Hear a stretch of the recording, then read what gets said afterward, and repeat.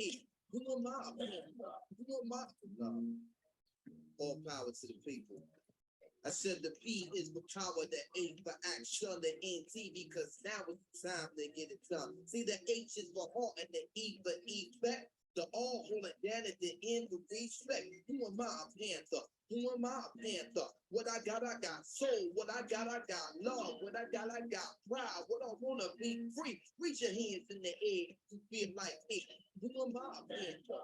Who am I? Panther. What I got soul. What I got love. What I got pride. What I wanna be free. Reach your hands in the air to feel like me. See the pride of the Panther. As he glows in splendid grace, toppling obstacle placed in the way of progression of his grace. And you see the pride of the Panther as she nurtures her young all alone. The seed must grow regardless of the fact it's planted in stone. As you see the pride of the Panthers as a unified one. The flower blooms, brilliance, and outshines the radiant sun.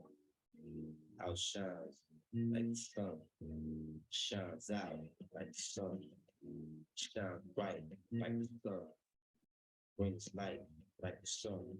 B is the power, the A for action, the NT, because now it's time to get it done. See, the H is for heart and the E for effect. The all hold it down at the end with respect. Who am I? Who am I? What I got soul. What I got love. What I got pride. What I wanna be. Reach your hands in the air to feel like me. Who am I? Who am I? What I got soul. What I got love. What I got pride. What I wanna be. Reach your hands in the air to feel like me. The song dedicated to all those who live and die for the struggle. Panthers, children of the Panthers, and all those who strive for free minds, free souls, free bodies, and freedom, and love. Love. Love is the answer to the revolution.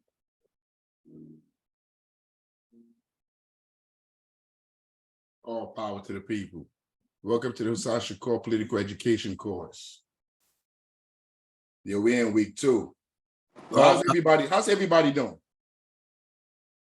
I'm doing pretty well. Awesome. I hope everybody's doing well. We got a few things to talk about. We're going to try to go through this as quick as possible, but slow enough so everybody can understand what we're talking about. Each week, students will be assigned reading and videos to study. Pictures, I got it. Let me see. I got it. I moved it. Each week, students will be assigned readings and videos to study and will convene once a week to discuss the material, interpret and break down the core concepts, questions, and answers, and to prepare for next week's study materials. Remember that taking notes can be really beneficial, even audio ones, and don't be afraid to ask for help. We are all in this together. Each week, you are encouraged to bring the following: quotes from the material, questions you have, your interpretation of the material, core concept, revolutionary spirit. So I told you that we got to take notes. So this week we're gonna try something new. We're gonna start it right off from the beginning, because after we go through this week's lessons or course, these questions you should be able to answer for yourself. So the first question is, what are two of the 5 points that Vladimir Lenin outlined to explain imperialism? How did the concentration of production and capital lead to the rise of monopolies? Hey, please write these questions down. If you know the answer, you'll pencil the answer to it before you even get to the answer. Let's see how much you know. Or you can just take a screenshot of the PowerPoint right now. All it's power. Easier. All power.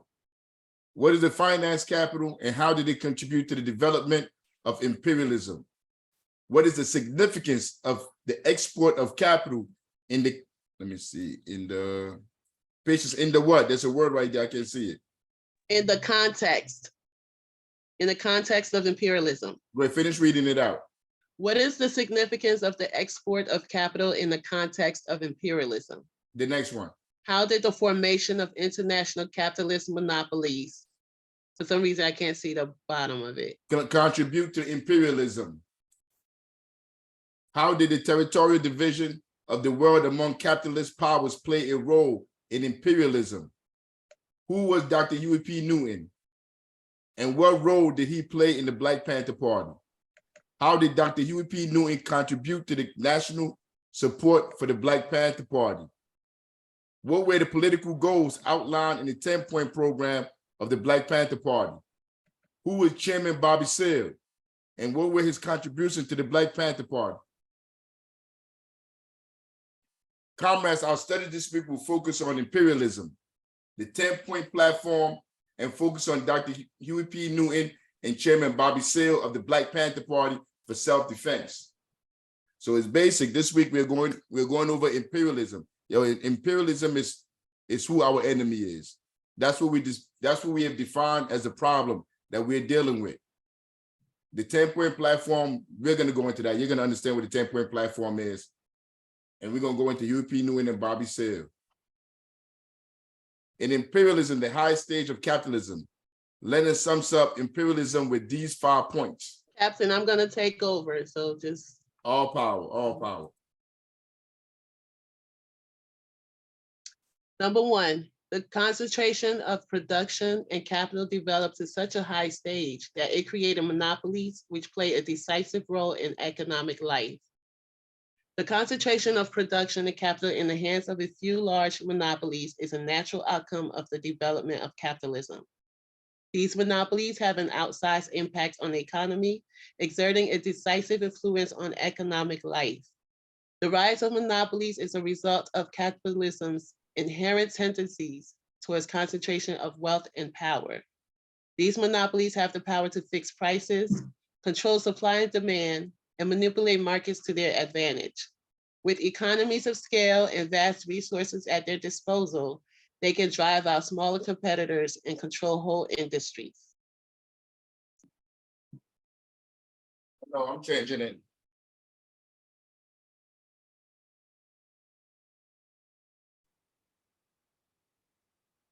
Furthermore, the monopolies hold immense economic political power, making them able to control governments and policies to serve their interests. This concentration of power leads to the domination of a few large imperialist powers over the rest of the world through political and economic means. The last 2 sentences we're going to skip is repetitive, but you can review it on your own. Next slide. Number 2, the merging of bank capital with industrial capital and the creation on the basis of this finance capital of a financial oligarchy. Lenin explains that as capitalism develops, the financial sector becomes more integral to the accumulation and centralization of capital. In the advanced capitalist economies, the control of banks and credit institutions became increasingly important and intertwined with industrial capital. Banks became involved in the ownership of industrial enterprises and held a growing share of stocks and bonds in big corporations. This merging of banking and industrial capital allowed for a more efficient use of capital, as banks could use their resources to finance large-scale industrial ventures. Industrialists could use bank loans to invest in new machinery, equipment, and technological advancements. This combination of bank capital and industrial capital led to the creation of finance capital. Finance capital allowed for the development of large corporations that became multinational and monopolies in their respective industries, as smaller firms were bought out or driven out of business. Captain, I think we should take like a little pause to give us examples of what these capitalist monopolies and things look like. For instance, like Facebook, Amazon, just to relate it to. Hey, Chairman Zulu, you there? All power to the people. I think a good example would be probably 30, 40 years ago, we still had mom and pop. Hey, hold on a second. All power to the people. Hey, yo, please mute your video. Please mute your video. You're coming in, you're cutting through. Hey, go ahead, Chairman. My apologies. All power to the people. Probably about 30 or 40 years ago, you still had mom and pop stores blanketing the black, brown, and poor white communities. So what the big companies did, Archer Daniel, Mental, Chiquita, and other big companies, they started what they call a Walmart. And so a Walmart is a super center. It's 5,000 stores around the world. It's owned by the Waltons. It's 5 brothers. They're multi-billionaires, and it's 1 sister. And all of them are multiple billionaires. So they sent the Walmart super center into the black community, right where there's 6 or 7 bodegas at, or mom and pop stores. And the Walmart sold its apples for 20 cents, whereas the small store sold its apples for 50 cents. So you can see where the community went to purchase apples at. And that's how big business, without hostilely taking over a small business, pushed them out of business, so to speak. All power to the people. All power. Okay. All right. The owners of these large corporations formed a financial oligarchy, wielding enormous economic and political power. They controlled the financial sector and investment flows and used this control to secure monopolistic positions and defend their interests in politics and society. The financial oligarchy became a key driver of imperialism, using their economic might to control the economies of subordinate nations, including their natural resources and labor, and integrating them into the global economy under their control. Conrad, patience. One more Yes. thing. One more thing. Let's talk about the integration part, because if you look at, say, for a car, before used to make a car right here in America, right there in Michigan. Now they make the tires in Mexico. They make the steering wheel in China, and they make the battery in Singapore. So you can see how monopolies have integrated the industrial or the technological production into the global capitalist economy, because everything around the world now is made overseas, not here in the United States. All power. All All power, power. comrade. They use their political power to influence foreign policies and secure economic concessions and treaties that benefit their interests. This consolidation of economic power allowed for the development of large corporations with global reach and enabled the financial oligarchy to dominate the world economies, securing their interests and power through political means as well, and war.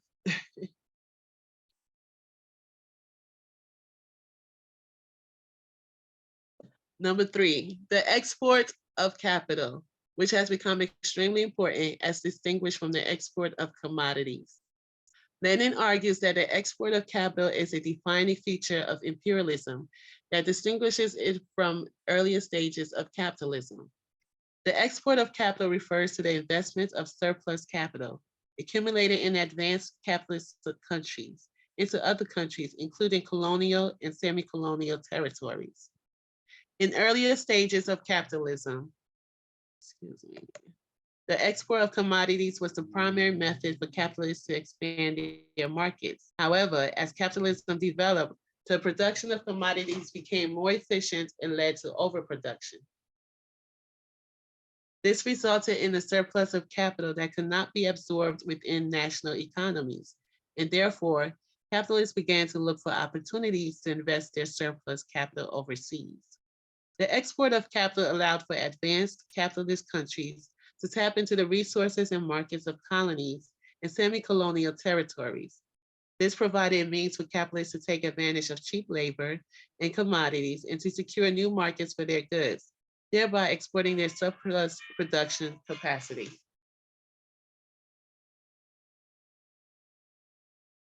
Number 4, the formation of international capitalist monopolies which share the world among themselves. As capitalism evolved, competition among capitalists led to the concentration and centralization of capital, resulting in the emergence of monopolies. Monopolies are enterprises that control a significant portion of a particular market. allowing them to dominate and influence prices, production, and distribution. Pause. Is that one of the questions? What is it? What are monopolies? I Go ahead. believe so. Let me. Go ahead. No, go ahead. Carry on. Okay, monopolies are enterprises that control a significant portion of a particular market, allowing them to dominate and influence prices, production, and distribution. As these monopolies grew stronger, they began to expand their activities beyond national borders, forming international capitalist monopolies that share the world among themselves. Lenin sees the formation of these international capitalist monopolies as a natural and inevitable development of capitalism. As capital accumulates in the hands of a few large corporations, they gain a power to dominate entire industries and even entire regions of the world. These monopoly alliances result in the control of natural resources, strategic industries and markets, allowing them to control and exploit entire countries. These monopolies use their power and influence to maintain their dominance by suppressing competition, manipulating prices, creating barriers to entry for other smaller capitalists. This allows them to amass wealth and power and shift the balance of power towards the advanced capitalist countries. Lenin sees the formation of international capitalist monopolies as a defining feature of imperialism and an essential factor in the domination and exploitation of the global South by capitalist powers. The capitalist monopolies are the driving force behind imperialism and represent the highest stage of capitalist development, which in turn leads to the concentration and centralization of power in the hands of a few capitalist elites. I know this may sound redundant, but it's important because we want to like break in we want it to be in your head so you understand these concepts and meanings. Number 5, the territorial division of the whole world among the greatest capitalist powers is completed. The territorial division of the whole world among greatest capitalist powers is another defining feature of imperialism. As capitalism progresses, it engenders a tendency towards a concentration of capital, resulting in the domination of a few powerful capitalist states over the rest of the world. As capitalist monopolies grow and expand, they become increasingly reliant on the control of natural resources, strategic industries, and markets to maintain their power and control over their respective nations. The struggle to control these resources leads to the formation of alliances and conflicts between capitalist powers, which eventually leads to a division of the world among them. The division of the world occurs through colonialism, whereby the dominant capitalist powers establish direct control over the resources and labor of other countries, and imperialism, whereby they use their economic power to exercise indirect control over other states.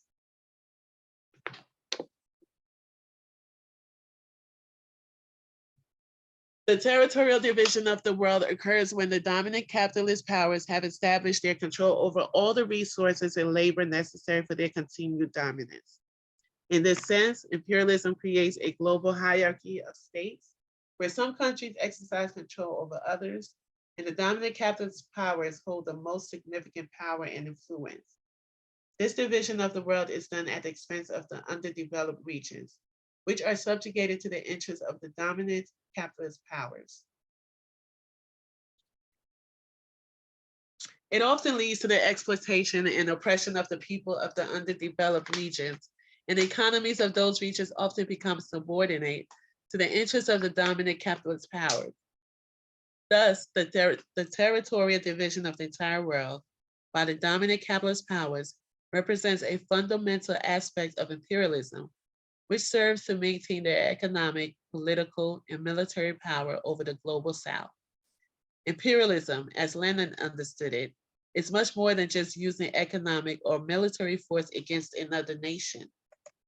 It is a specific and final development of the capitalist system. I'm about to play Michael Parenti. Michael Parenti is going to explain to you more about what imperialism is.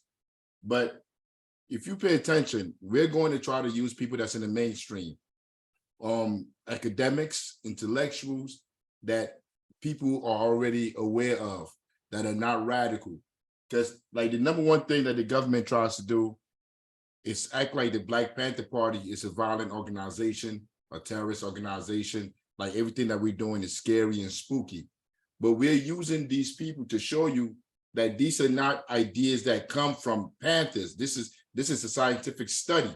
And academics in real time are explaining to the world what is going on. Everything that we just read, academics are explaining to the world, but they're not given the platform to be able to reach everybody. You won't see this stuff on CNN, MSNBC, because all these spaces are controlled by the imperialists.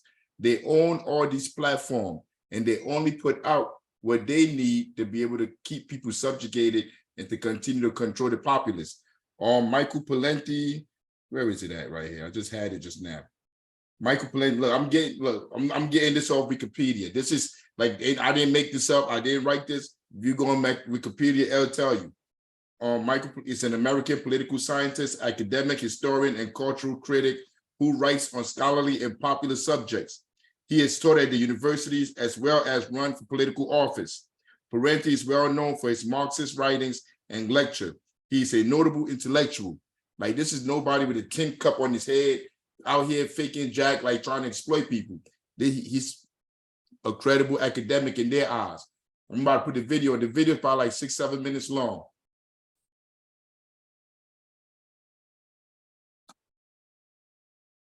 Book I just wrote is called The Face of Imperialism, and it argues that U.S. global policy around the world is not inept, it's not bungling, it's not messianic, it's not driven by mistaken presumptions and the like. I argue that U.S. foreign policy is rational, it's successful, and it's very consistent. It just does not serve the interests of the people in the countries that it goes to, and it does not serve the interests of the American people. The goal of U.S. foreign policy is to support all those countries, leaders, and movements that welcome in multinational corporate investors, that open up their land, their labor, their markets, and their natural resources to the expropriation and exploitation by these rich people. And the other goal of U.S. policy, is the other side of the same goal, really, is to obliterate or wipe out or undermine any leader, political movement, or nation that tries to develop its own land, labor, and resources for itself, that is self-defining and self-developing.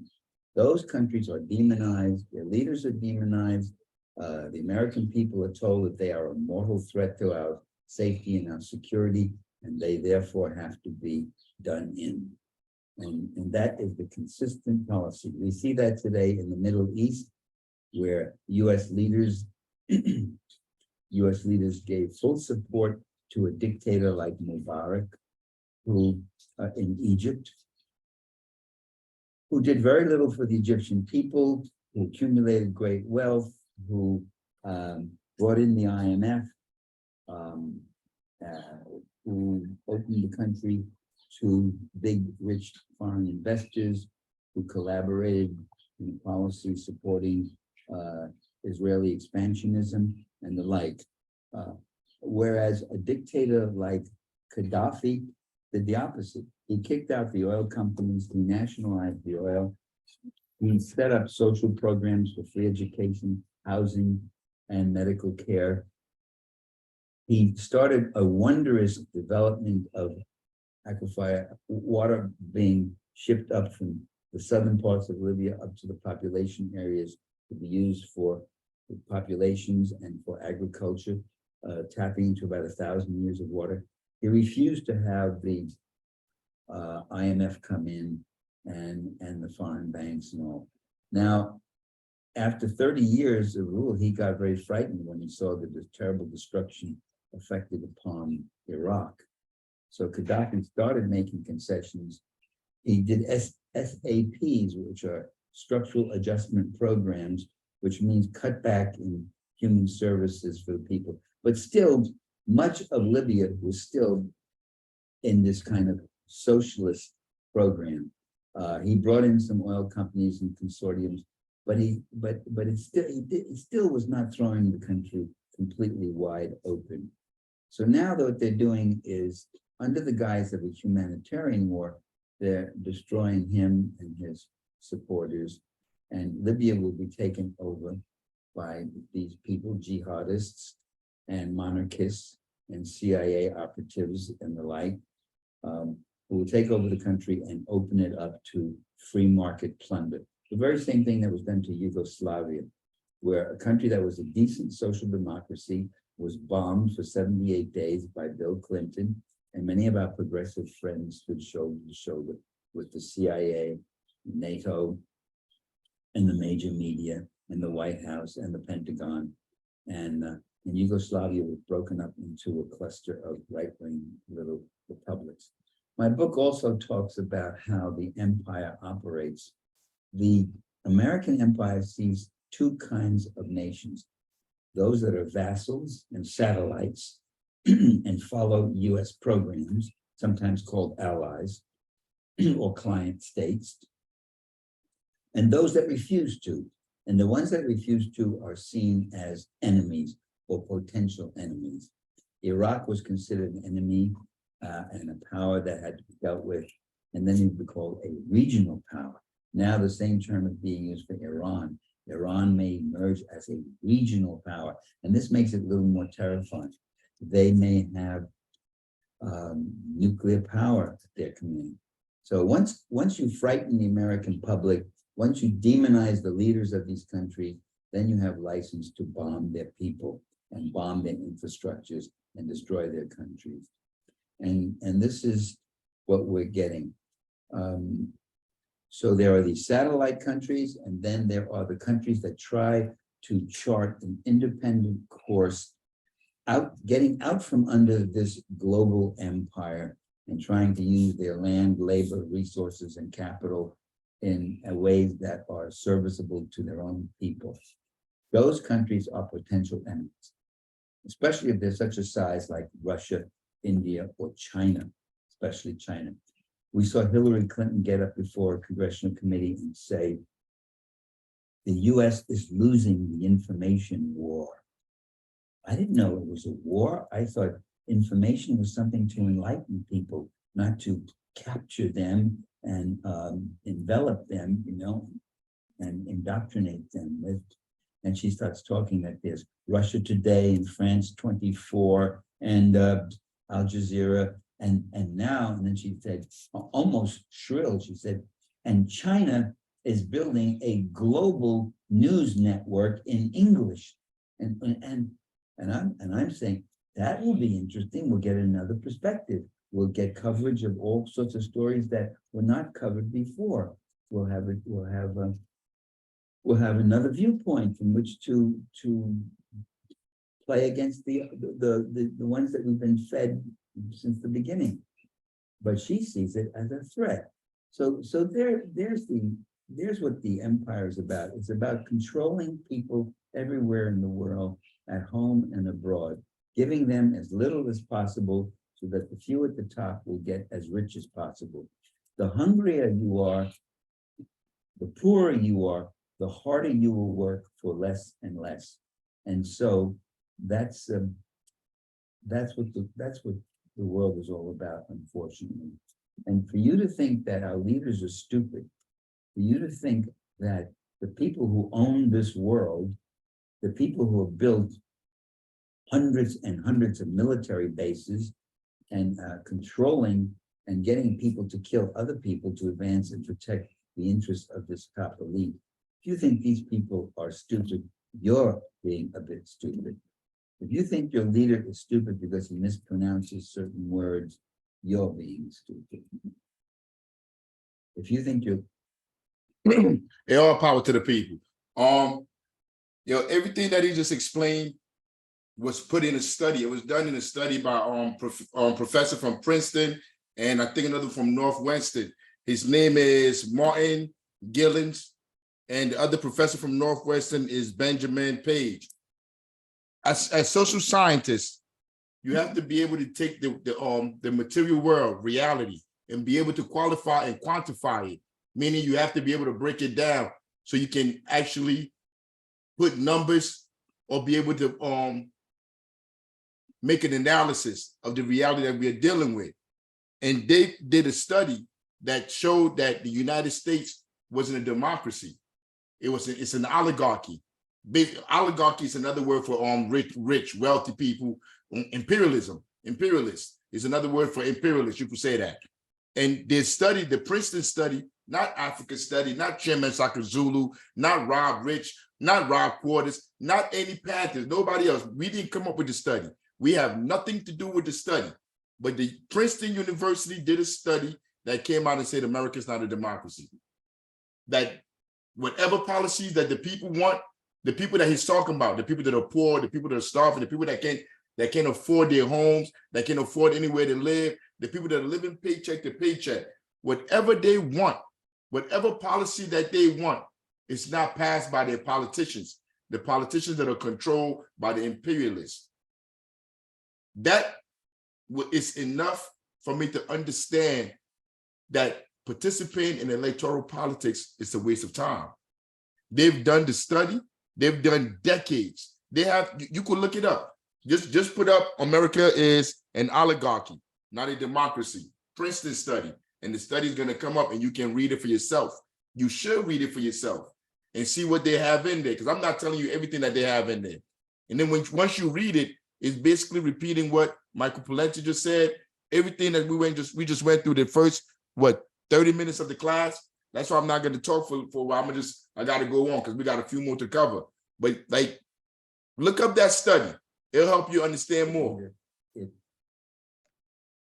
We're about to go into European Newton, the Minister of Defense, and Bobby Seale. Let me see if I can read this, Secretary General. European Newton was born in Monroe, Louisiana. His parents moved to Oakland, California during Newton's childhood. He taught himself to read after graduating high school without being able to. He attended a variety of schools, including Merritt College, before eventually earning a bachelor's degree and a PhD from the University of California in Santa Cruz. During his tenure at Merritt College, Newton joined the Afro-American Association and played a role. And played a what? What's that word? And played a role in getting the first African-American history course adopted into the college curriculum. They're like, check this out. Now remember, these people are just like us. They're normal human beings like us. Hugh P. Newton was born in Monroe. His parents moved to Oakland. He taught himself how to read after graduating high school. He attended a variety of schools, including Merritt College. All these schools, everything he's doing is what we go through. We participate in these institutions that's already erected, that are already in place when we are born. And we believe if we go through these institutions, this is how we correct our lives and we'll be able to live a prosperous life or a good life. During his tenure at Merritt College, Newton joined the African-American Association. So when you go through these institutions, through these places, they have groups there that are supposed to help us with the struggles that we're going through, because they know, like we know, that we're going through these struggles. So they have all these groups, and these groups are usually, because they're in these institutions, these imperialist institutions, they're usually not going to liberate you. They're just there to pacify you. The first African-American history course. So like when you go in and you fight for things like in their institution, in week one, we learn what institutions were. Go back to week one and understand what institutions are again, and come back to this and listen to what I am saying, the words that are coming out of my mouth. In these institutions, whatever solutions they have are not going to liberate or free the people.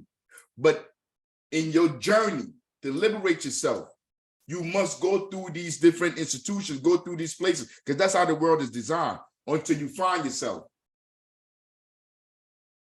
Soon after, in October 1966, he and Bobby Seale founded the Black Panther Party for self-defense. So after you go through the institutions and they're not answering your questions, your sincere questions on how to change your reality, you form your own. Like you could see the progress in them, the educational progress, the political process.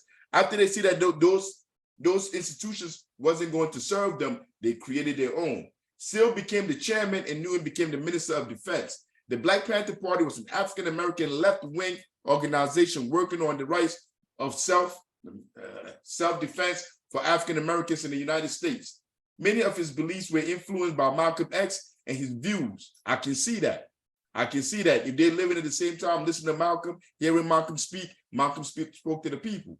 The party's political goals, which were outlined in the 10-point program, included better housing. We're going through housing right now. Better jobs ain't enough to pay people, and education.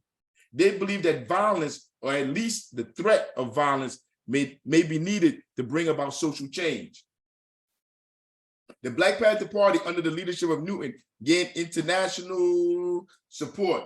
This was most demonstrated when Newton was invited to visit China in 1970. At every airport that he arrived in, Newton was greeted by thousands of people waving copies of the Little Red Book and displaying signs supporting the BPP and criticizing the U.S. imperialism.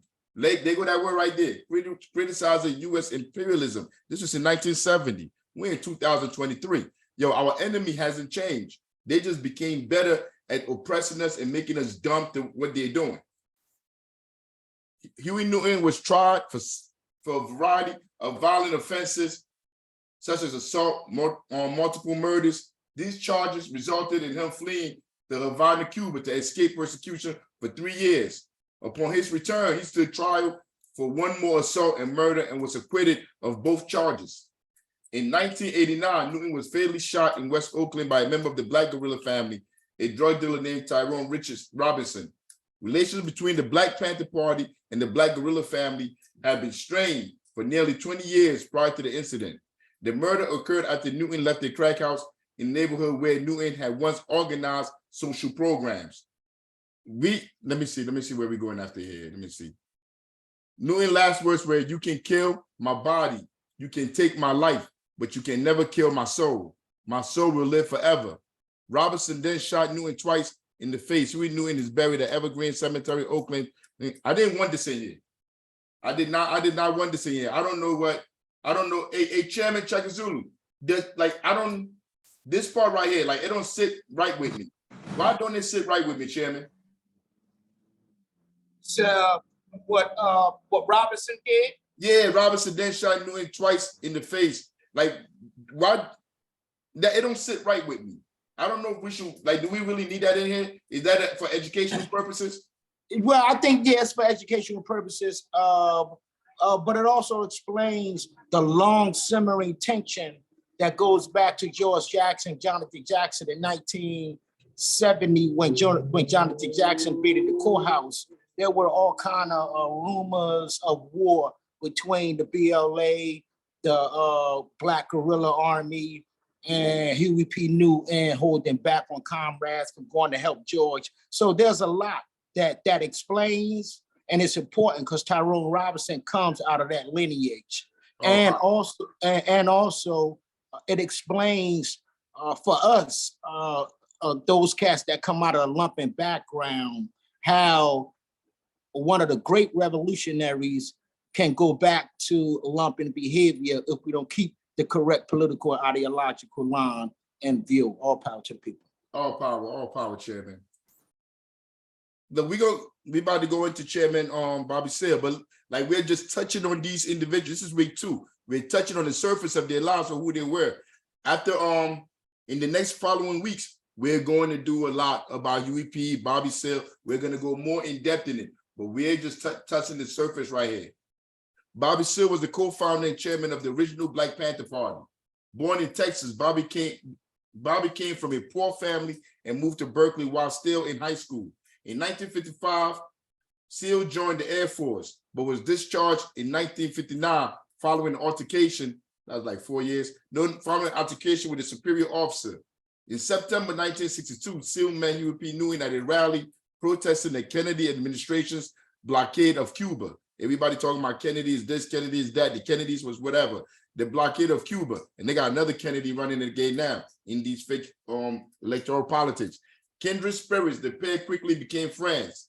And in the year marked the sprouting of Seale's political radicalism, which was deepened when Seale attended a speech given by Malcolm X. Seale worked as a sheet metal mechanic for various aerospace plants while studying for his high school diploma at night.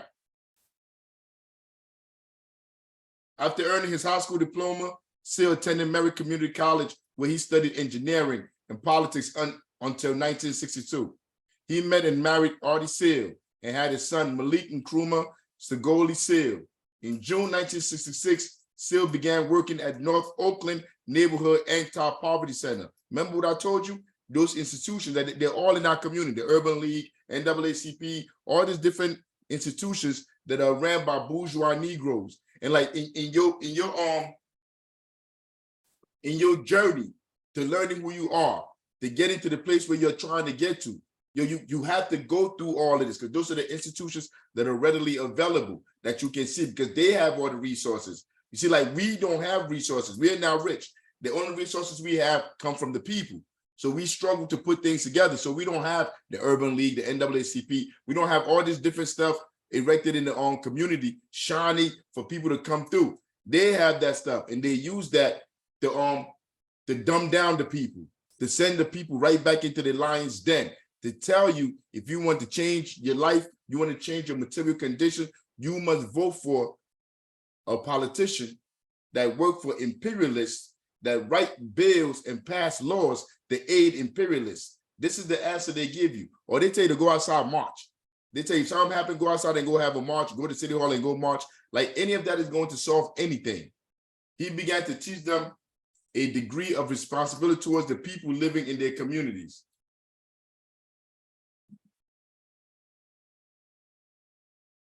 While working in the program, Seal met Bobby Hutton, the first member of the Black Panther Party. Bobby Seal and Huey P. Newton were heavily inspired by teachings of activist Malcolm X, who was assassinated in 1965. The two joined together in October 1966 to create the Black Panther Party for Self-Defense, which adopted the late activist slogan, "Freedom by any means necessary," as their own. All power. They adopted the symbol of Black Panther from the Lowndes County Freedom Organization, LCO, in Alabama, whose use of firearms for self-defense they strongly supported and wished to emulate. Bobby became nationally famous in May of 1967 when he led a group of 26 armed Panthers to the State House to protest passage of the Mumford Act, which was passed to make the Panthers patrolling the police with loaded weapons illegal. In 1970, Bobby Seal authored Seize the Time, the story of Black Panther Party and Huey P. Newton. He also co-authored Power to the People, The World of the Black Panthers in 2010, and wrote Lonely Rage, 1978, his autobiography, and the screenplay for The Eighth Defendant, 2013. This, the speech right here, this is Bobby Seal. Bobby Seal is going to explain and tell you the 10-point program. He's gonna go through it from 1 to 10. Yo, after he goes through it, yo, we have the list on our screen. But for time, the sake of time purposes, pay attention to what he's saying. So we don't have to like take another 20 minutes to go through each point one by one. I'm about to play the video. I got to explain to you also your soul, your needs, your political desires and needs, because that is Huey's soul. When we first organized the Black Panther Party for Self-Defense, he would say, Bobby, he says, we're going to draw up a basic platform, just basic, that Black people can read. He says, we don't want to go real elaborate with all these essays and dissertations and all this stuff, because the brother gonna look at that and he say, man, I ain't got time for that. I gotta go see what I can do for myself. It's just a basic platform that the mothers who struggle hard to raise us, that the fathers who worked hard, that the young brothers in school who come out of school semi-literate, you say we want freedom, we want power to determine the destiny of our Black community, full employment for our people. Number 3, we want housing fit, decent housing fit for shelter of human beings. Number 4, we want all Black men to be exempt from military service. Number 5, we want decent education for our Black people in our community that teaches us the true nature of this decadent racist society, and to teach Black people and our young Black brothers and sisters their place in society, because if they don't know their place in society and in the world, they can't relate to anything else. Number 6, we want an end to the robbery by the white racist businessmen of black people and black people in their community. Number 7, we want an immediate end to police brutality and murder of black people.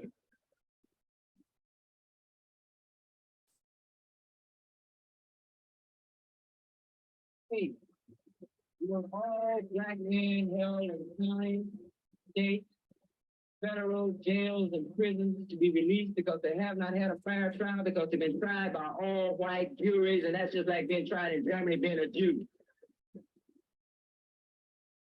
Number 8, we want black people on the line and brought to trial to be tried by members of their peers.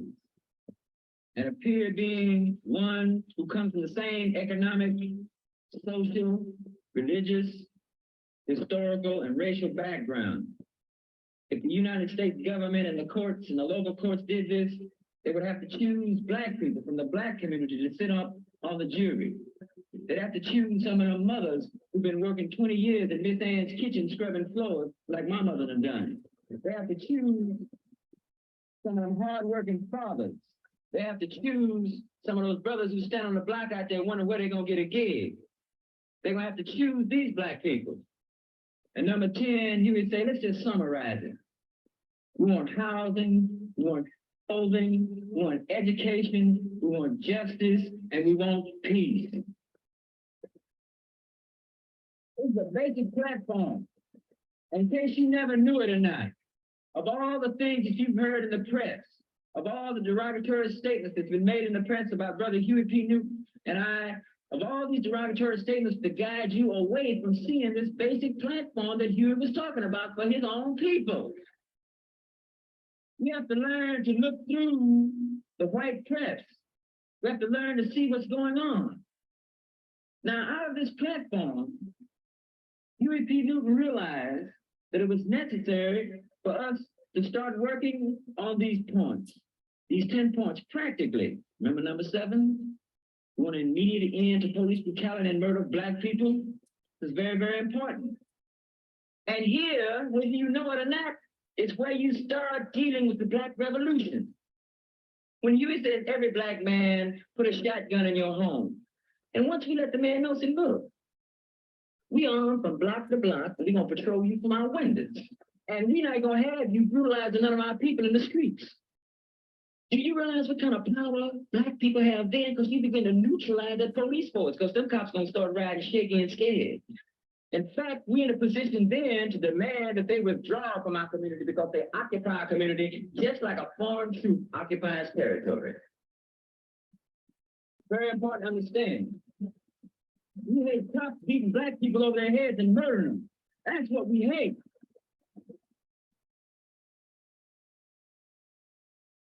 All power to the people. All power. Like what he was just saying just now. Yeah, we do pig patrolling in Newark. The new African Black Panther Party, under the leadership of Chairman Shakur Zulu, we do police patrol, pig patrol. You could do that in your community. Once you go through these classes and you learn everything that you need to learn, you know what you need to know, you understand our political philosophy and what we're doing. Like I'm not saying like go out there and like get into fights and stuff with the police. When you're driving, when you're in your community and you see the police pull somebody over, you go put your phone on and you record. You make sure you let that person that's inside the car understand that you're there to make sure that they go home safely from that meeting with the police, from that altercation or that stop, whatever, by the police. Like that's what police pig patrols are. You're watching them do their jobs, do it properly, and you're letting that person that's inside that car understand they don't need to be scared, that they're not alone, that you're with them, that Panther stand with them, that we are the vanguard. That's what he's talking about. That's what Bobby Seale is talking about. This is the points that they killed Huey, that they killed Malcolm, killed Martin, killed our leaders for. They don't want this information going out. They don't want the people understanding that they're not free, that this is not a democracy, that they're being ruled by imperialists, that if you want to liberate yourself, there's ways you can do it. I mean, but I'm about to, let me read the 10-point programs real quick. One, we want freedom. We want power to determine the destiny of our Black community. We believe that the Black and oppressed people will not be free until we are able to determine our destinies in our own communities ourselves by fully controlling all the institutions which exist in our community. There go that word again right there, institutions. I told you, go back to week 1 and go see what institutions are. But institutions by and large is what control how people live, how people survive. Like me speaking English right now, I'm speaking English to you. You understand me because I went to institutions of imperialist institutions, American institutions, white supremacy, whatever you want to call it. They taught me how to speak English. So from a kid growing up, I know how to speak English because that institution was put in place. Yo, reading the 10-point program, if the institutions that we pay our tax dollars to, if these institutions will not serve us, they're coming up. I'm about to jump the gun. Let me keep going. We want full employment for our people. We believe that the federal government is responsible and obligated to give every man employment or guaranteed income. We believe that if the American businessman will not give full employment, then the technology means of production should be taken from the businessman and placed in the community so that people of the community can organize and employ all of its people and give a high standard of living. You see, this is what the politicians are supposed to do. If the businessmen, the landlords, the capitalists, these people won't do what they're supposed to do, the politician is supposed to take the power from them and give it to the people to be able to control. But remember what we told you. The politicians are controlled by the imperialists. Every single politician. You can't name whatever politician you want to name, from AOC to Obama to Biden to whoever the most progressive politician they can name out there. They're all controlled by imperialists. I mean, none of those politicians working in that system serve us. And if these politicians, now follow me now. Now remember Bobby and Huey went to those schools, all those institutions, trying to learn like political education, trying to learn how we got to where we are right now. And when they went through all those spaces and they couldn't get what they want, they started their own party. And they created this right here to speak to us from the grave. Well, Bobby's still alive. He was dead. They create this to speak to us. And they're telling you right here, once you understood that none of these institutions are here to serve you, it is up to you to create your own. We want an end to the robbery by the capitalists of our Black and oppressed communities. We believe that this racist government has robbed us, and now we are demanding the overdue debt of 40 acres and 2 mules. That's what they told us they was going to give us. They told they were going to give us 40 acres and a mule. What, 1865, 1860, whatever, in the 1800s, we're in 2023. 40 acres and 2 mules were promised 100 years ago. I think that's more than 100 years now. As restitution for slave labor and mass murder of Black people. We will accept the payment in currency which will be distributed to our many communities. The American racist has taken part in the slaughter of over 50 million. I can't see the rest of that, comrade Patience. Get it from me? 50 million. 50 million Black people. Therefore, we feel that this is a modest, I can't see the rest either for some reason. Demand that we make, a modest demand that we make. That's that reparation. When you hear people talking about reparation, that's reparation right there. We demand that they pay their reparation, but like they're not going to pay it. We know they're not going to pay it. So let me see what the next one say. We want decent housing fit for the shelter of human beings. We believe that if the landlords will not give decent housing to our Black and oppressed communities, then the housing and the land should be made into cooperative so that our community with government aid, because government aid is our bread, that's our tax dollars, can build and make decent housing for its people. Cooperatives, circle that word right there. Yo, everybody want to find out how we liberate ourselves. Everybody want to find out what we do, where we get the brand from. They go right there, cooperatives. You got a job, we all got a job. You on unemployment, you on a fixed income, you on welfare, whatever you on. We live in a society where if you don't have money, you can't survive. We're surviving. We're barely surviving, but we're here. If we want to fund our liberation, we have to do it ourselves. No celebrity is going to do it. No rich person, no billionaire. Nobody's coming into our communities to liberate us but us. So if those people, if the government, the politicians, all these people won't do what we have signed a social contract to be part of, because we are in a social contract. Every time they take money out your paycheck, that's that social contract working. And every time they don't do nothing for you, that's what you call it, without representation, whatever they call it, taxes without representation. And you're supposed to walk away from that deal, push away from the table and make your own way. And the way we make our own way is by building cooperatives in all our communities, pooling our resources together to build our own institutions. Do you have the nerve for that? Do you have the skill for that? Do you love your people enough to come together and build those cooperatives? That's the question you must ask yourself. 5, we want education for our people that exposes the true nature of this decadent American society. We want education that teaches us our true history and our role in the present day society. We believe in an educational system that will give our people a knowledge of self. If a man does not have knowledge of himself and his position in society and the world, then he has little chance to relate to anything else. If you run around thinking you're in a democracy, you run around thinking if you go to school, if you do all these things, you're going to be able to get ahead in the world, you're a fool. They done played you. They done conned you.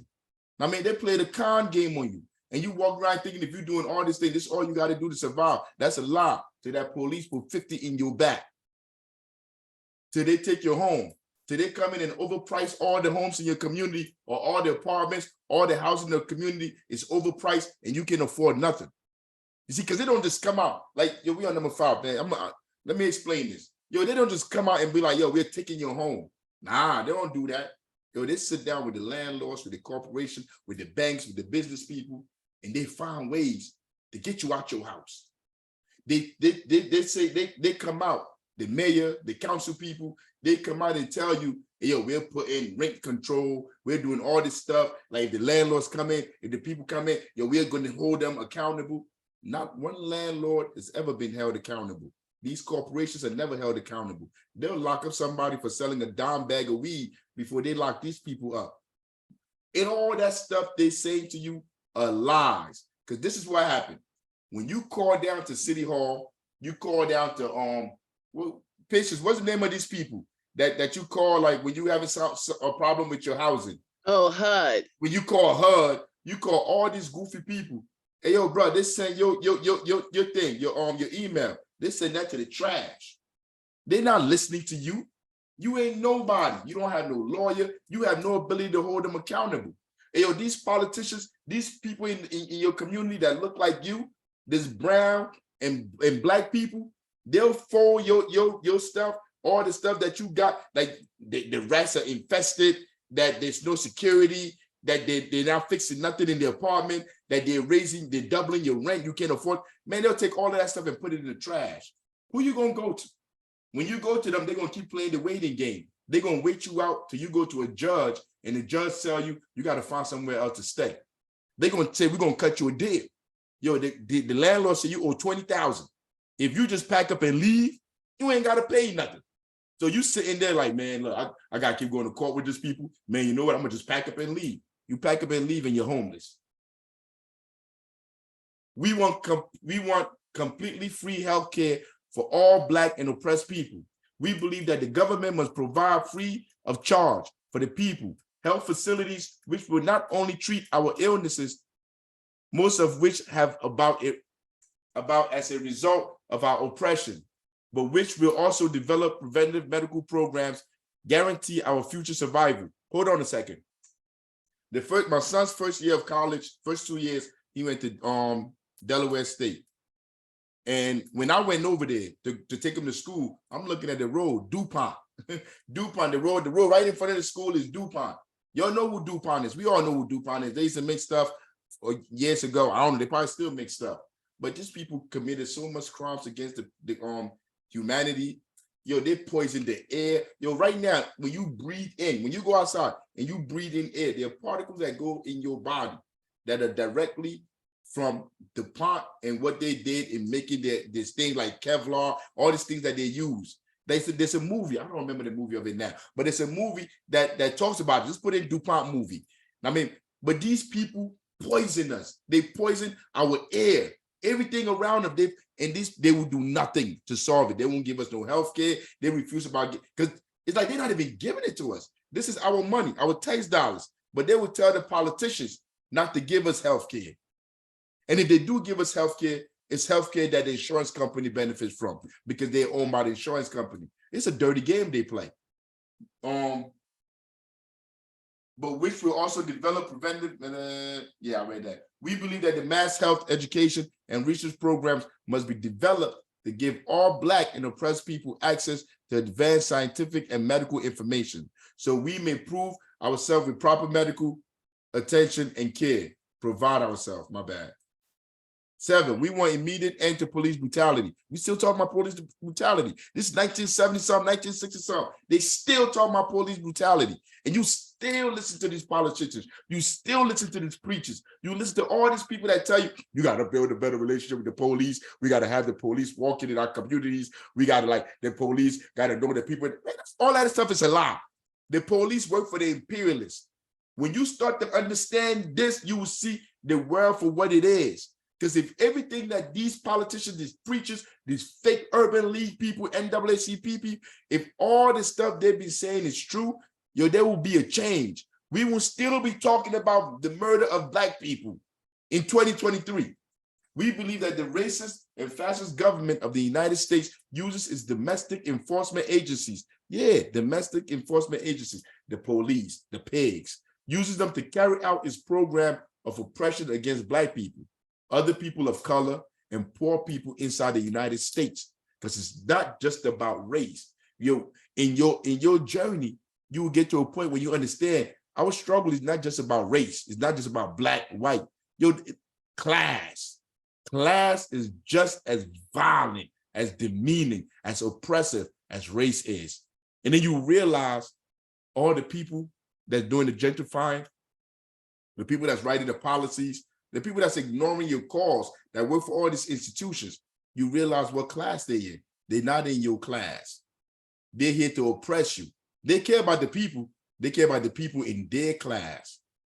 And we must understand that and build solidarity among ourselves to fight those people back. We believe it is our right, therefore, to defend ourselves against such armed forces, and that all Black and oppressed people should be armed for self-defense of our homes and communities against these fascist police forces. Don't listen to them when they be like, gun laws, don't get no gun, we should make gun laws stricter. Guns is not the reason why people are dying out here. Real talk. I'm telling you, you know it, I know it. Guns, people are suffering, crimes are being committed because of poverty, because people can't eat. People can't eat, people are starving, you're going to have crime. Wherever there's poverty, you have social issues like that. You have those social ills. This ain't nothing new. You can go all the way back to the 18, 15, 16. You go all the way back. This has always been around. So we in our party, we demand the people in our party, if you can, go get your license. We want an immediate end to all wars of aggression. We believe that the various conflicts which exist around the world stem directly from the aggressive desires of U.S. ruling circle and government to force its domination upon the oppressed people of the world. We believe that if the U.S. government or its lackeys do not cease these aggressive wars, that it is the right of the people to defend themselves by any means necessary against their aggressors. Ain't nobody going to war. Ain't nobody going to Ukraine. I don't know what you talking about. Ain't nothing they doing in Ukraine for you or I. Nothing. When they say we, us, our country, ain't none of this mine. None of this belong to me. I don't own nothing. I don't own no missile. I don't own no bullet. All the companies, all the weapons companies that's making money from the company that own MSNBC, I forgot the name, all these different companies that's making money from the military industrial complex, billions of dollars sending weapons. You see, they're washing money. These are all the people that funded Biden's campaign, that fund all these politicians.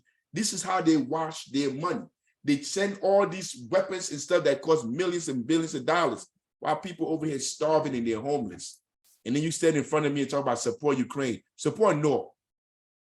Support Newark, New Jersey. Support Flint. Support Ohio. Support Chicago. Support Detroit. I don't want to hear none of that. That's where my people at. I mean, I don't want to hear my people are not in the military service. Nah, ain't none of my people over there. My people don't own military complexes. Nah, my people don't own none of that. My people working every day, paycheck to paycheck. Yo, I got a friend that work about 6 days a week. 6 days a week from sun up to sundown, goes home, sleep to go back to work again. Most of the people I know, this is their lives. Them people in Ukraine, man, cut it out. We want freedom for all Black and poor oppressed people. Now held in U.S. federal, state, county, city, military prisons, and jails. We want trials by a jury of peers for all persons charged with so-called crimes under the laws of this country. Yo, they have no laws. Their laws have been found to be useless. Nothing they're doing here is about law. Nothing in the United States is about law, it's about money. If you have the amount of money, you can walk out of any court and you won't be in prison. The only people that are in prison are poor people, people with a 6th grade education. These are the people that they keep shuffling in the for-profit prison industrial complex. The poor people, remember, class loyalty. Poor people are the one that's packing those jails. Nothing they do here is about law. When you go to court and you see that judge sit up there trying to explain how all of this is legal, how the United States of America, like, man, you inside, yo, I'll be burning up listening to them talk. I'll be so disgusted looking at them.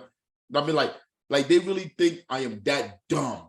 Like they'll tell me that the stuff that they're doing is for law and order. When I understand it is to steal from the people, to oppress the people. When you want to take away everybody's homes, they ain't got nowhere to go. Where you got to put them? In prisons. They've come up with answers for everything. We believe that the many Black and poor oppressed people now held in U.S. prisons and jails have not received fair and impartial trials under a racist and fascist judicial system and should be free from incarceration. This is in the 60s and 70s. We in 2023. Like there should be nobody asking none of these goofy questions no more. Looking up to these people, to these institutions. We believe in the ultimate elimination of all wretched, inhuman penal institutions because the masses of men and women in prison inside the United States or by the U.S. military are victims of oppressive conditions, which is the real cause. That's what I just told you. Cause of their imprisonment. We believe that when persons are brought to trial, that they must be guaranteed by the United States juries of their peers. That's what Bobby Seale was talking about just now. That's what Bobby Seale was talking about. Like if his mother should be the one in court, the one that's been cleaning and whatever, and some floor all these years, should be the one in there judging the people in her community, not people that live in the suburbs, not class traders that don't care nothing about the people that they're sitting on that stand to judge. We want land. Number 10, we want land, bread, housing, education, clothing, justice, peace, and people's community control of modern technology. Like, what about any of that is wrong? What about any of that is evil? But this is how they don't want none of this for the people because they want the control domination of the people. Who is they? Imperialism.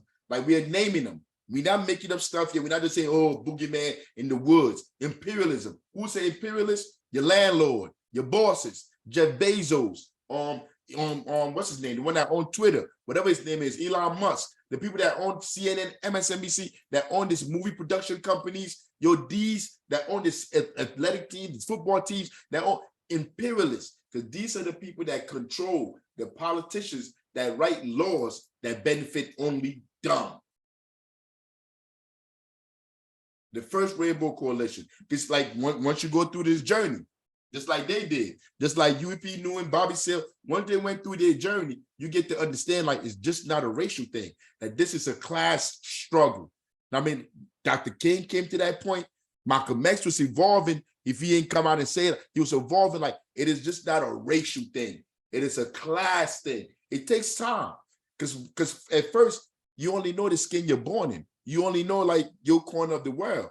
So from your corner of the world, it seems like everything, I mean, it's like it's black. Like I believe it's black, yo, and I still think it's goddamn black. I still believe my issues is because my black ass skin. Yeah, but I've evolved to the point where I understand and I can see the class dynamic because everybody in City Hall look like me, and they're still pushing laws and policies that oppresses me. So it's not just about our color. They don't care about me. I mean, and whenever they die, I don't wish them good wishes, RIP, whatever, on your way. You're going to hell. If there's a hell, you're gonna rot. If you sat here and you supported politicians, you supported people that oppressed our people, you should go to hell and burn in hell. I have no sympathy. I don't feel sorry for you. You deserve to die. Real talk. If you support the people that's putting people out of their home All right now, power. all power. If you support those people right now and you're running around, you're setting up table, you're helping them out, having all this fake organization in the community that do nothing but point the finger back at the people instead of challenging power, when you die, you deserve to die. Die again. You didn't deserve to be here. You don't deserve that skin you have. You should be ashamed of yourself for wearing that skin you have. RIP that.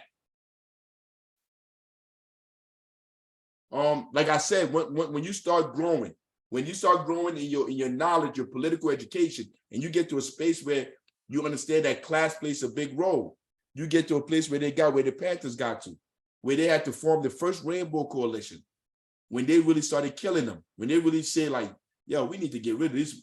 They really bugging. They starting to organize not only black people, but everybody else. They starting to get a force, or now we gotta get them. Let me put the video on. It's only a couple of minutes.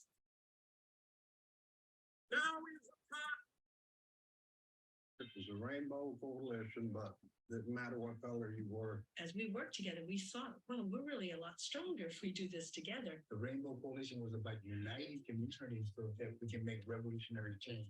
Filmmaker Ray Santafavan explores how communities banded together. Now let me pause this. You see Ray on there. Does Ray look like a radical? Somebody that's ready to go run and do terrorist? Nah, man.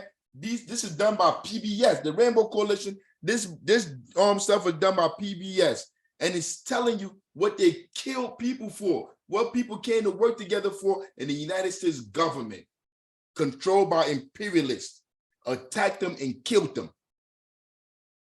In one of the most segregated cities in America, there was this sense of solidarity internationally. And we were connected to the world and uniting with all these struggles. That was the beauty of it. The world was on fire and we were part of that flame. We're gonna fight racism, not racism, we're gonna fight this out there. The first Rainbow Coalition, now only on Independent Lens.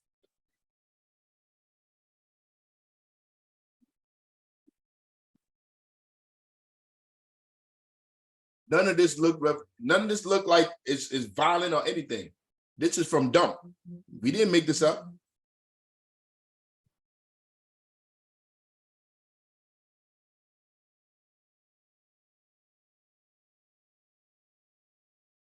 You're white, you're right. If you're black, stay back. I don't think the majority know how to live like the white people. Well, like I say, there's a place for them. They have their own place. You can stay there. In Chicago, we have no ghetto and we have no Negro ghetto. Get it?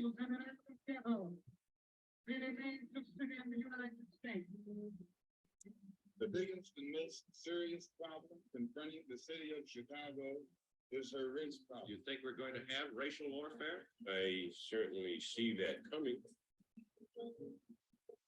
We need to teach the boys we are citizens and that we serve the same respect. People are learning to struggle together. People are learning to fight together. They say I'm black and I hate white people. I'm white and I hate black. I'm Latin and I hate hillbilly. I'm hillbilly, I hate Indian. So we fight amongst each other. We're gonna fight racism, not racism, but we're gonna fight this out there.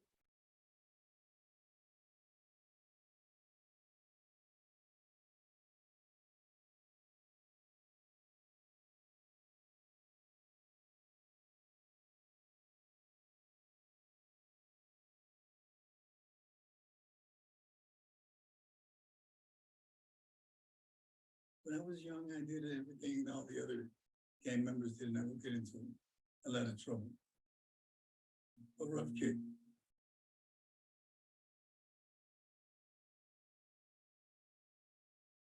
I was in the House of Correction, the whole Martin Luther King gets killed, and the rioters are coming into the jail in mass.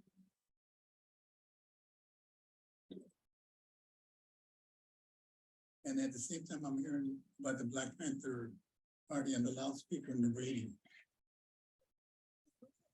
And I said, that's what we need to do, like the Black Panthers in the Puerto Rican community.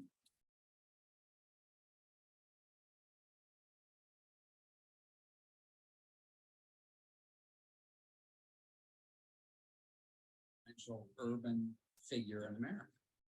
From the Cook County Democratic Party down to the precinct captains, it was a well-oiled machine, the Democratic political machine. Chicago was known for a long, long time as one of the most segregated cities in America. What Daley did is not to challenge that on any level. And that was very important for him politically because so much of his base were extremely resistant to the idea of blacks moving into their neighborhoods with the most segregated cities in America. Yeah, I brought that back for a reason. Yeah, y'all can see that table, right? Everybody see that table? I can. All power to the people. All Yeah. power. Yo, everybody can see that table. Yo, these are the politicians, these are the whatever, the building, whatever, whoever they are. But these are our homes. This is where we live at. This is how they stand over our homes, our lives. And they make decisions and draw lines on the table on where we're going to be, how our future, what we're going, what reality we're going to have. While we are busy at work, going picking that cotton on that plantation, whatever plantation we on, we picking that cotton, making money for these bosses. They're sitting there strategizing and plotting on how to oppress us.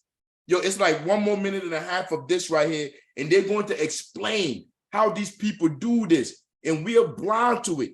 We just sit here and think if you go pull a lever, you go vote, you're going to change things. When they're making plans on how to take everything away from you, because that's how capitalism works. Capitalism works only one way. They're here to take. It's cannibalistic. What Daley did is not to challenge that on any level. And that was very important for him politically because so much of his base were extremely resistant to the idea of blacks moving into their neighborhoods. And Daley served their interests. What they thought was their interest. Because he got rid of them soon too. Now is the time. We must realize that there must be alliances now between Negroes and white people of goodwill. Get rid of poverty that engulfs so much of our nation. He said, we must make alliances. See, they're not going to tell you that. He didn't say, go vote for whatever, go to the mountaintop and hope you're going to see some or have a dream. No, he said, we must build alliances, cooperatives. We must work together to liberate ourselves because the imperialists will never do it. The imperialists are here to oppress us.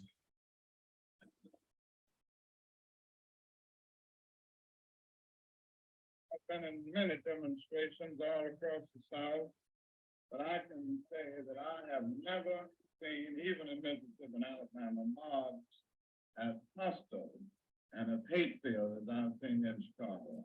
Listen to that. Because they make you think like racism is all down south. Yo, that's King that just told you that. That's Martin that just told you that. He never saw anything like he was in Chicago. He been in Alabama. Because they make us think like Alabama, like that's the worst. They'll hit you upside the head over there in the club. Like they won't shoot you 50 times in the back for a candy bar over here. But he's telling you, that's Dr. King telling you how racist the North is and still is. Yo, I think the North will go for them toe for toe on racism and oppression. Feel you're in a close society, Dr. King, here in Southwest Texas. Oh, yes, it's definitely a close society. We're going to make it an open society.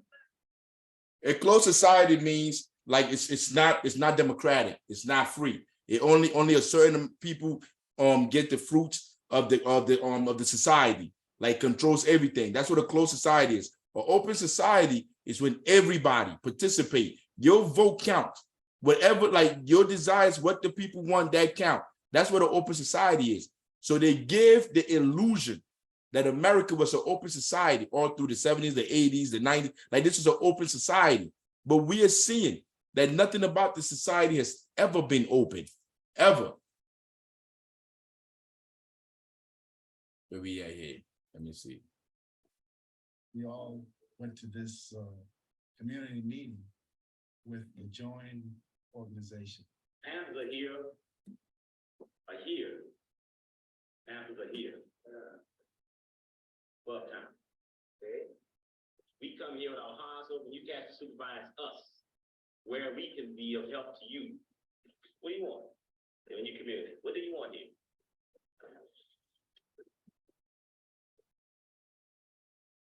Are you afraid of you want to take berets off now or what? There were a lot of suspicions about the Black Panthers, that they were gun carrying terrorists. It was a scenario that I had never been in before. I see some guys with Confederate flag patches. I was a little concerned. Man, we got to deal with it's trying to set the economy, man. We got to be reaching color thing. See, the building's not fit for dogs to live in, but humans having to pay $144 a month, right? They sell the building, for new ownership. What we need is understanding among the people, coalition between the people, sit together and take them owners and put them over here in the lake somewhere. Right on. All power. All power. Look, that's the video. That's the first Rainbow Coalition video. It's like you can go up and watch the video on your own and watch the entire video, because you do need to watch the entire video. But for the sake of this class, we got to move along. We don't want to be here too long. This is the last part of the class right here, because after you develop your analysis and you move from I guess ignorance, from the ignorant stage to where you start to educate yourself, you go through all these different institutions and you finally find yourself and you find out that it has more to do with race and that it has to do a lot with class. Now we have to form alliances under our understanding and our political philosophy. And we're in our brothers, we're in our friends, we're in our sister, father, mother. We now become comrades, because comrade is a higher level.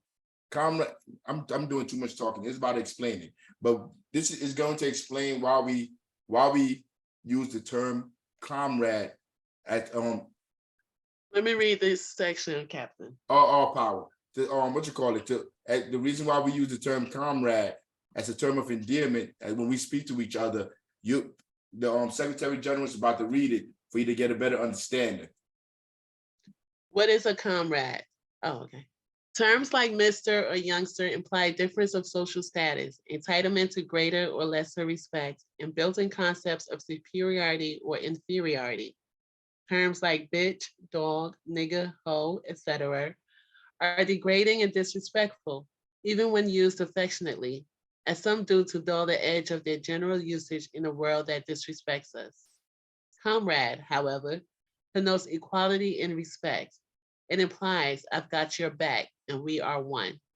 Comrades stand united unconditionally and if need be to the death. It implies a relationship that is inclusive, not exclusive, and not based on any triviality, but revolutionary class solidarity. It represents the socialist future we seek to represent in the struggles of today and the eventual triumph of classless communist society. Next slide.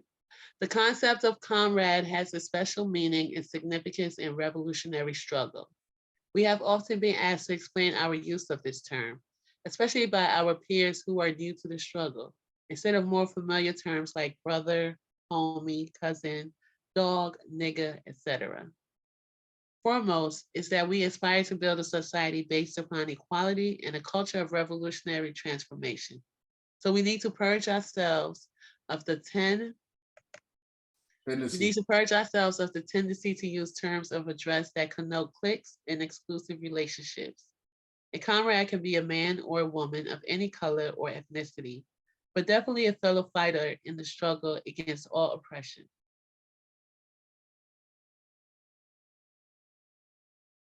Most forms of address used by the new Africans carry subtle implications of deferring status and worth, or were originally meant to insult and dehumanize us.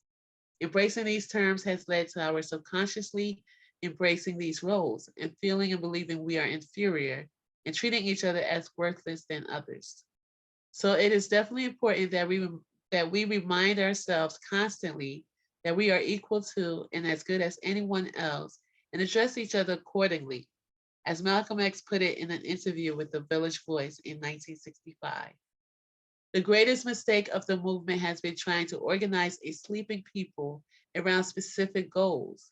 You have to wake the people up first, then you'll get action. Wake them up to their exploitation, the interviewer asked. No, Malcolm replied, to their humanity, to their own worth.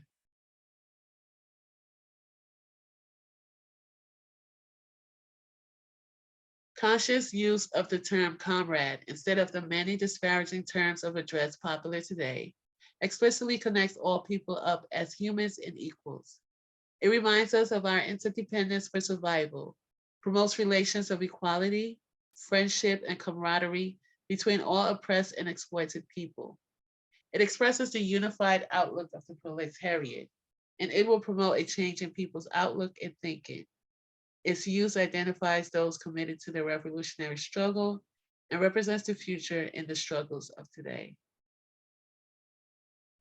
As Amilcar Cabral expressed in Our People, Our Mountains. I call you comrades rather than brothers and sisters, because if we are brothers and sisters, it's not from choice, it's no commitment. But if you are my comrade, I am your comrade too, and that's a commitment and a responsibility. This is the political meaning of comrade. All power. In the interpersonal sense, camaraderie binds people by respect, mutual support, and trust, making organizations cohesive and stable. It builds and cements unity in the process of struggle, generating mutual confidence between people, affirming that we can rely upon each other regardless of the dangers that come from standing for the people and social justice for all. Examples of genuine camaraderie are inspirational to the people and build their willingness to make a commitment to the struggle. The development and maintenance of organizational structure depends on the close and genuine camaraderie of the revolutionaries, what we call Panther love. All power. Okay. All power. This is your part, Captain. All power. There's an interview on here with UEP Newark from 1970. I think you should watch that interview on your own. Watch it on your spare time. But this stuff, it's good stuff that you're listening to. It's going to explain to you the condition that you're dealing with today, that we're dealing with in real time. Let me see how it looks. Let me see the name of it right here. New in 1970.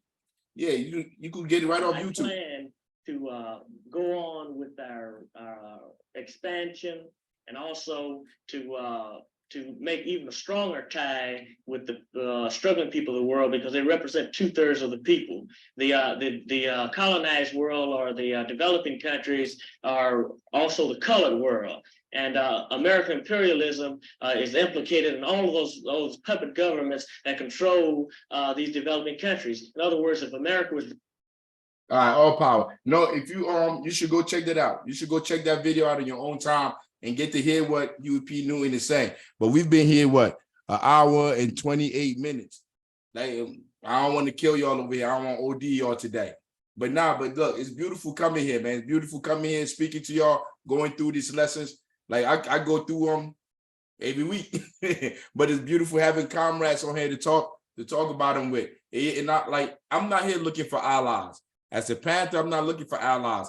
I'm looking for comrades. People that are going through the same things that I'm going through, and we're finding solutions on how to deal with them. And once you graduate from these classes, we got to get to work.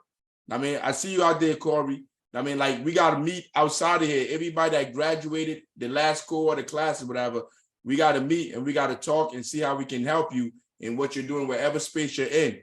I mean, for the movement, whatever. But anybody, I don't see no hands here. Anybody got any hands up? If you got anything you want to talk about, let's spend a couple of minutes talking with each other, chopping it up. Just briefly, if I can interject, Captain, I want to go back to where Leonard was talking about the consolidation of finance capital. And hold up, Chairman. Right. Chairman, I messed up, Chairman. You see, that's one thing I wanted to do, though. It's like when we brought up Lenin, I wanted to go to you for you to explain who Lenin is. Because to a novice or somebody that's here listening, and we start quoting Lenin, they're like, who the fuck is Lenin? Why am I over here listening to Lenin? So take a few seconds Tell them what Lenin is, and then go into what you wanted to say, Chairman. All power. All power to the people. Okay, so Lenin was born in Russia. He had a brother and a sister. His brother took up arms against the Tsar state, and ended up being captured at home. His brother was an anarchist. His family were basically a conscious petty bourgeois family. And Lenin began to read and study Marxism, joined the movement, was captured a number of times, thrown in prison, and he had to leave the country. And he developed what we call the Leninist line out of a split with the Mensheviks. At one time, they were called the Social Democrats or Social Democracy. And Lenin is the one that coined the term communism, because he said that the Social Democrats or the Mensheviks were petty bourgeois. And so today, when you hear a lot of people call themselves communists, it was actually Lenin and them that coined it and spread it under the leadership of the Bolsheviks. But they had a revolution in 1917, kicked out the Tsar, and established a society close as possible to equality. Women were liberated from their mental and physical doldrums, and men were liberated from the land. The peasants were liberated. The resources were formed into cooperatives or socialist enterprises.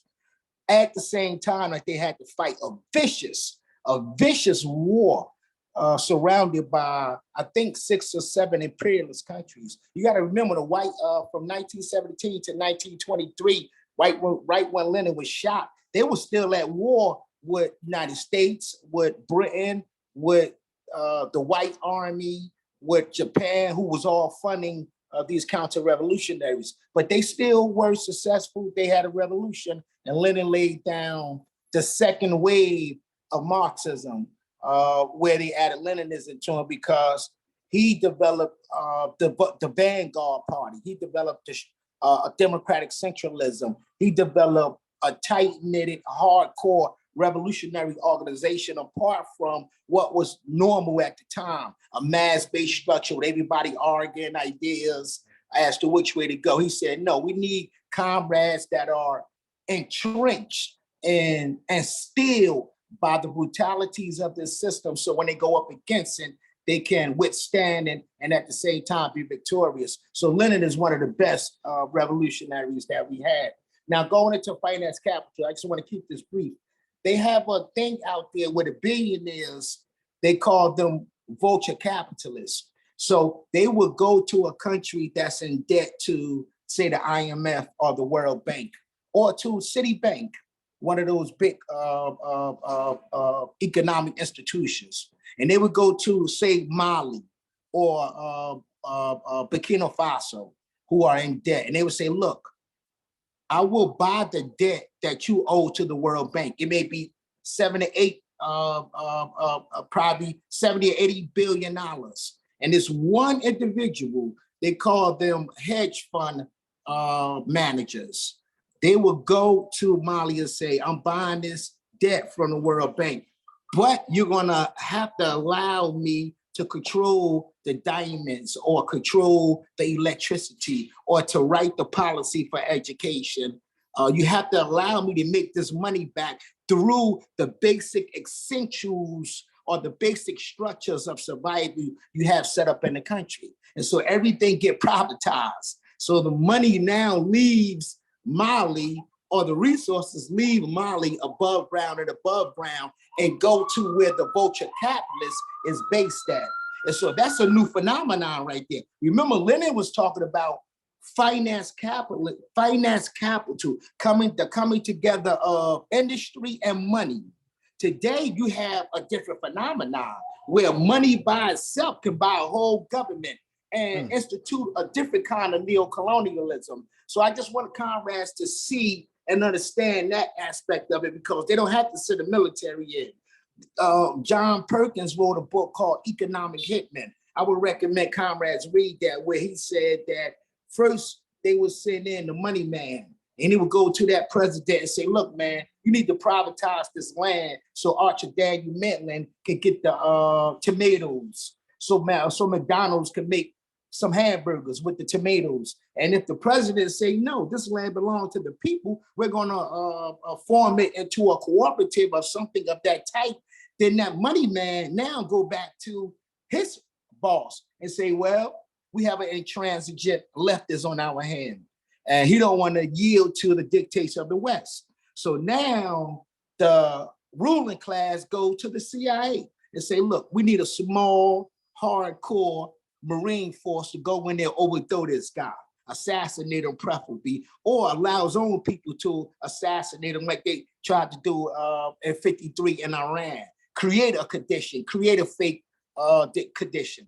And they will go in and they'll murder Thomas Sankara. That's what they did. That's the condition they created. They will go in, they will murder Samora Machel. Anybody that stand against the interests of money, power, and dominance, and ultimately the interests of white supremacy, is on the cusp of being murdered. And that's a real thing for revolutionaries to comprehend, but it's a part of reality. So that's all I wanted to say. All power to the people.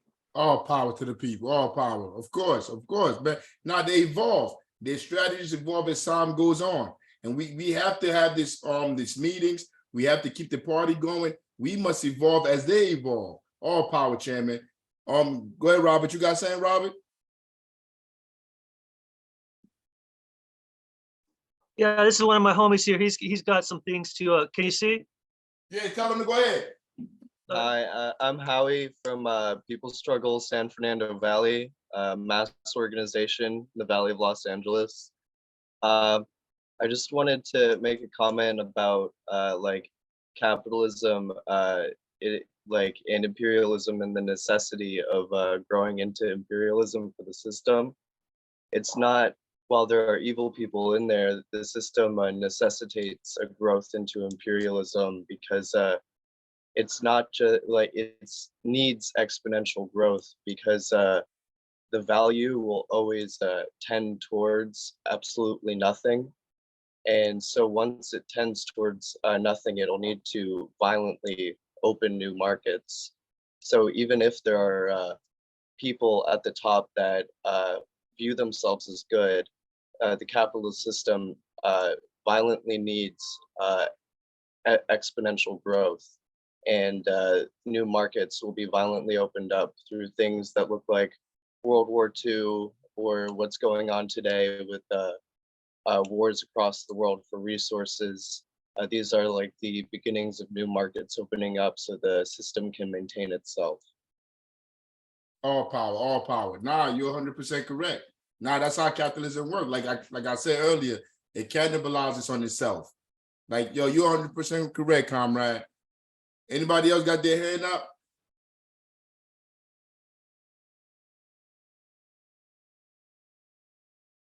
Don't make me start going through roll call real quick. I'm about to go through roll call.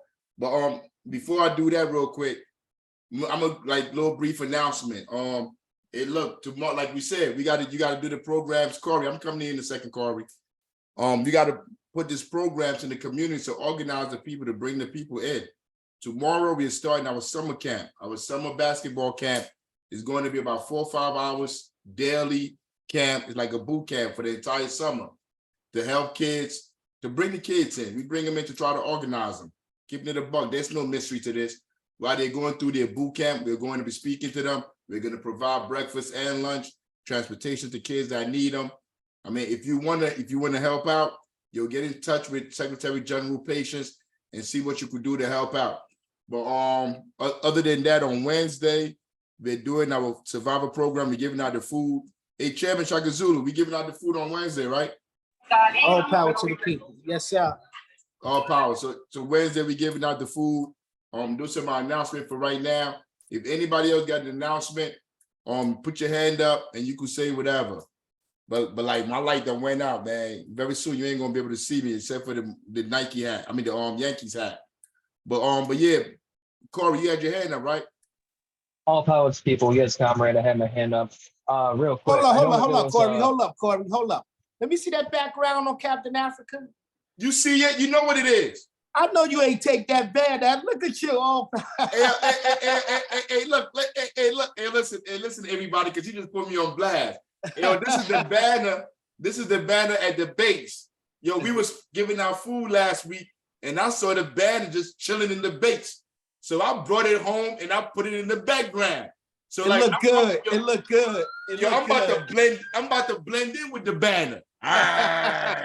It looked good, Comrade Captain. Word up. I went and got the banner, man.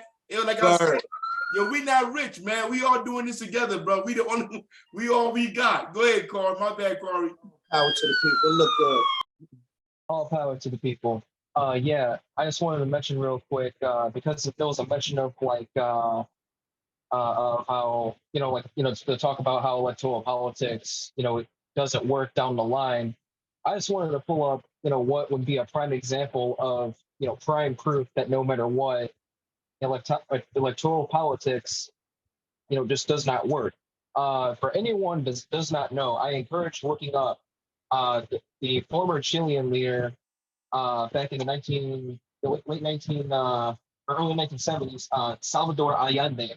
He was elected as a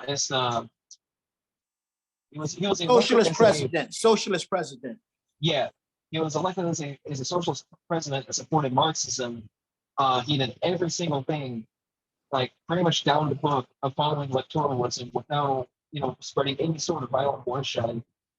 Even in his presidency, when peasant workers tried to take up arms to own the factory, he even kind of condemned their actions because he wanted to do as peaceful as a transition as possible. But even then, the second that he, made any notion of doing any policies that the United States did not like, or that any other imperialist government didn't like, eventually, as we probably know, a coup was launched on the government building that that he was in office in, headed by Pinochet. And during this was a coup that I believe, if memory serves right, it was also aided by the British Air Force as well, because I recall them also doing bombing runs on the building as he was in there.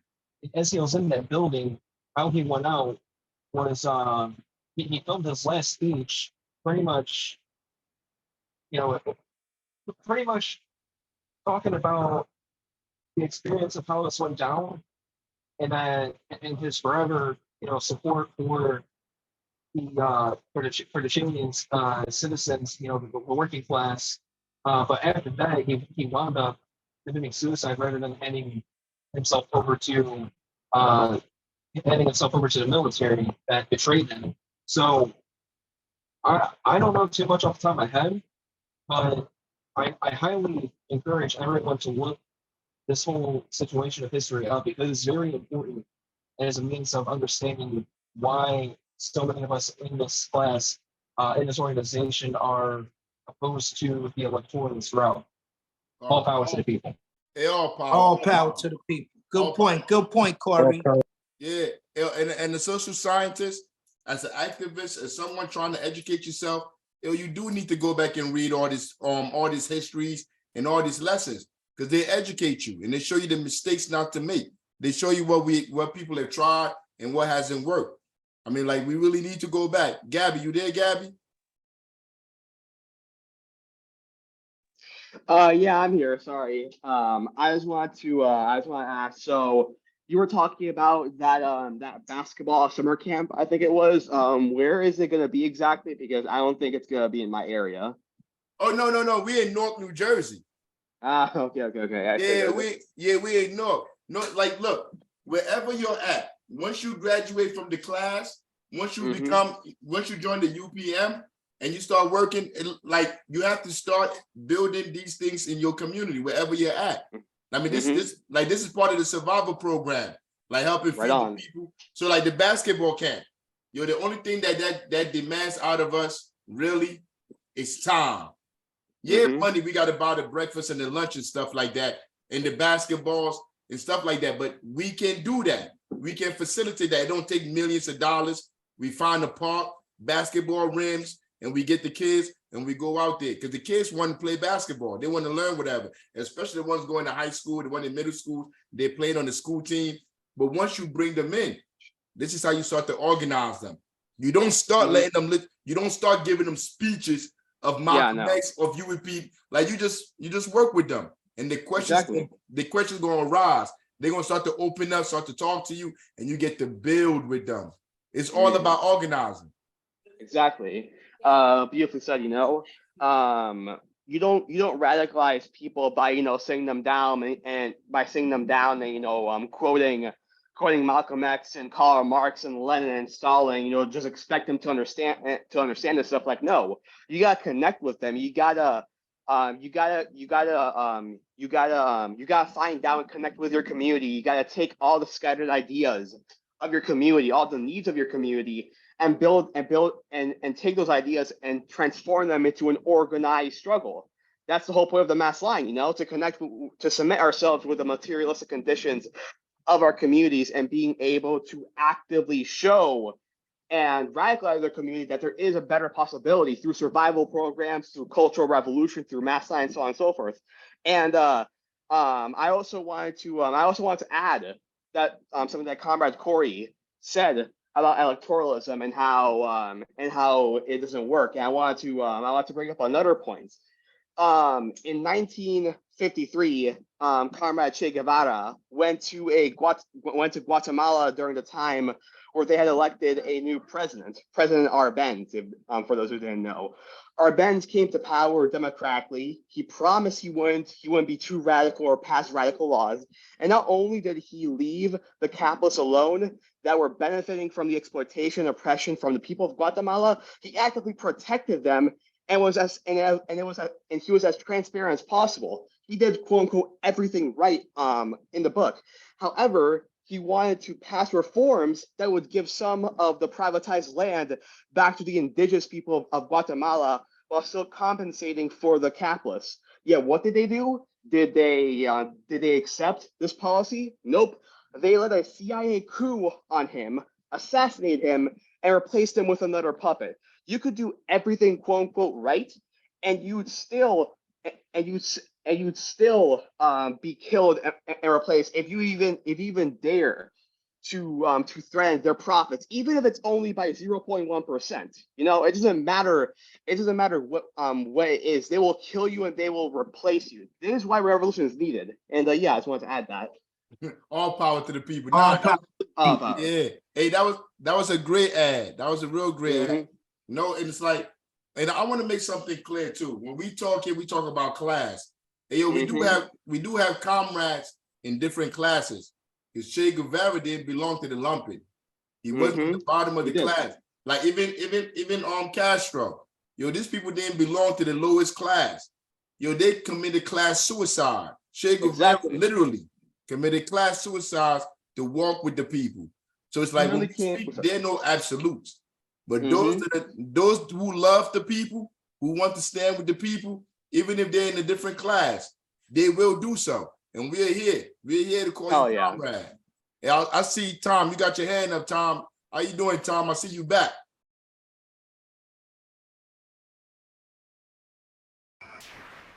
Yeah, okay. Well, I wanted to talk about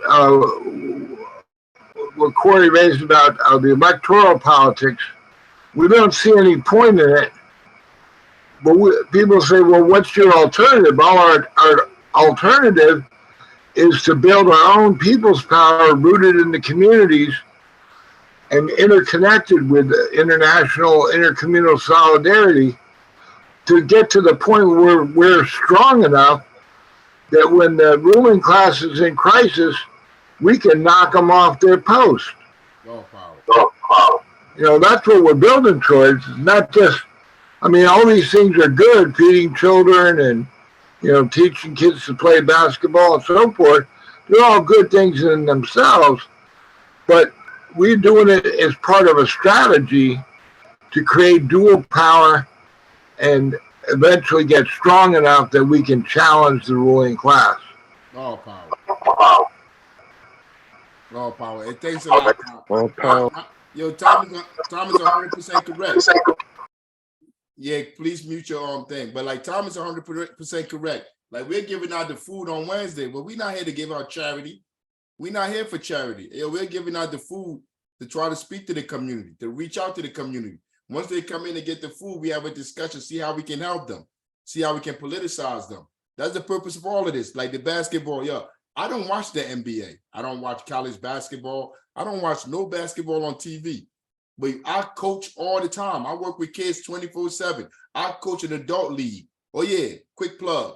We play in the neighborhood versus neighborhood. This is the adult league. We out there, we kicking butt out there. I'm organizing them too. I have some people that's playing semi-pro, some young men out there that are in college that I've already coached the last 10, 15 years. They come back. We have a big tournament in the city. Everybody come out to watch it. It's called Neighborhood versus Neighborhood. And we have a team in there. But those individuals, I'm organizing too. Ain't no paycheck in none of this stuff. In nothing that we're doing, there's a paycheck. This is activism. This is organizing. Going to the people where they're at to be able to politicize them for us to be strong enough to be able to fight back. So all power to the people. Hey, look. All power. We've been here almost 2 hours. We got to go. We can be here together. We can be here all day, or we can be here all night. But this unfortunately. This was great, y'all. Does anybody has any announcements, anything you want to get off your chest? I see the sister, the comrade been crocheting the whole time we've been up here. Zoom user with the gloves on, but I'm not gonna call no names. But they be crocheting. I want whatever you crochet. I want one of those. Who is Robert Strong? You still got saying? You got saying Robert? I see the finger up there. Hey man, I think that was just a like finger. I was just getting a kick out of that. Hey yo, but look, this was a great class. I'm gonna see everybody next week. If you got anything, hit up the group chat, hit me up, hit Chairman Shakur up. Hey Rob, I don't know if you there, Rob Quarters, but thanks again for putting this class together. I mean, it was beautiful, man. Like, thanks a lot for the work that you do. Like, you never show up. You like the guy in the background. I mean, he already gave me, I got the class for the next couple of weeks already. He don't say nothing on here. Robert, you there? Yeah, he probably at work. He probably on the plantation right now. But Robert from the White Panther Party put these slides together for us to do this. So patience, Secretary General, thank you. Thank you, Chairman Shaka Zulu. And everybody have a beautiful night and get ready for that next week, Monday, man. We hate Monday. But it's only because all power. It's only because of capitalism. All power. See you guys later. All power to the people. All power. All power to the people. Love you guys. All power. Secretary General, come in, please. All power. All power.